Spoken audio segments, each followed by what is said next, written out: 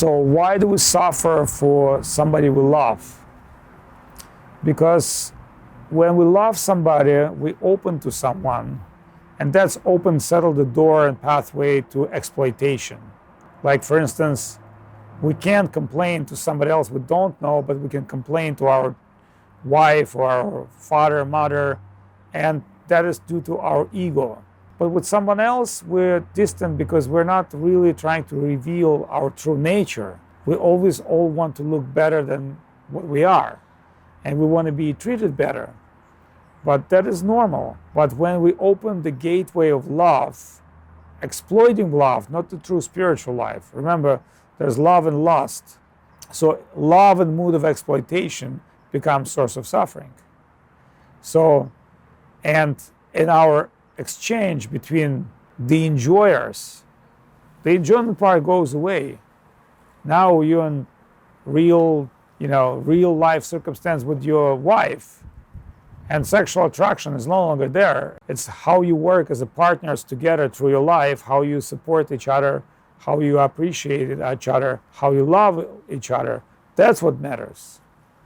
And that is the very important skills and qualities that you have to develop through relationship with your parents, with your loved ones, with your brothers, sisters, to be kind, to be helpful. And of course, sometimes people will exploit you and abuse you. But a lot of people, when they feel that kind of abuse, they close themselves. They say, well, I'm not going to do any good things to people. I'd rather have friendships with dogs and cats because the dogs are never lie, and I'm frustrated about the nature of this world. That is not the way you should look at the world, because you're getting bumps of your own karma. You're getting your own ego reflecting. Remember, this world is like mirror.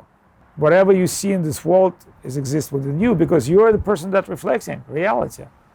That's why we say here and now. But what it really means here and now, you are present and you're reflecting everything. If you see somebody lost, vulgar, that means it's in you. If you see somebody violence, that means this is within you. Your own perception. Fear, it's your own perception of reality. Instincts are what drawing you. But one who's enlightened soul, enlightened living being, he's not driven by instinct. It doesn't mean that he doesn't have instinct. He might have fear, or he might be cautious or careful, dealing with circumstance, but he's driven by higher spiritual principles of divinity, soul, love, Krishna consciousness, and acting towards compassion, love, appreciation. So these are the way you should be acting in this world, but coming to the world with circumstance, you also have to know how to defend yourself. That means not let others to abuse you or exploit you. That means you have to really understand a position of living beings in this world and how to relate with them based on your spiritual consciousness and understanding. Supposedly, you see a beautiful dog, and that dog wants to bite you. So you have to understand, as much as dog beautiful, but on his own level, it may not be the best dog to start friendship. But maybe seeing this dog a couple of times and giving a little food to him or see affection, you can enter a relationship and this dog become your best friend. But if it doesn't really recognize that conscious exchange with you, it may say hello by biting you or jump on you.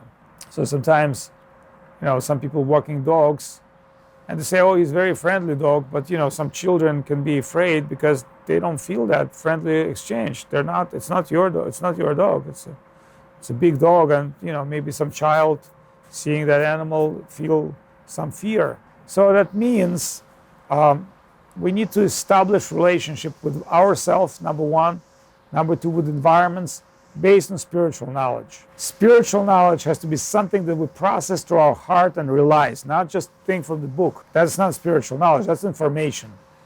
There's so much information inside of Google, it doesn't make you a billionaire. Information needs to be content, curate and process, and experience. And that's what is valuable, is our own experience. And that's why the experience is separate from information. So having that great experience, a spiritual experience, called enlightenment. And there are many, many stages of enlightenment, not one stage. People think like, oh, enlightenment, oh, this person enlightenment. Maybe in certain aspects of spiritual practice, yes, he is. But if you really ask true spiritual person, after you enlightenment yourself, he will tell you enlightenment is infinite process. Everything spiritual is infinite because there's an infinite spiritual world, infinite spiritual conscious, infinite spiritual being, infinite qualities, etc. But it doesn't mean that you cannot be enlightened in this body. There are some great sages having this human body. They were enlightened, and they can enlighten others. So, and their gradation. Let's say if you meet Buddha or Jesus or Krishna, it doesn't mean that you become as great as them, but you will receive a particular spiritual energy according to how much you can digest. So it's all about our spiritual digestive power. We will see what is our heart seeking. That means we need to purify our heart. Is our heart pure, clean? Then we'll see beautiful things. If our heart polluted, our mind polluted, then our vision will be polluted.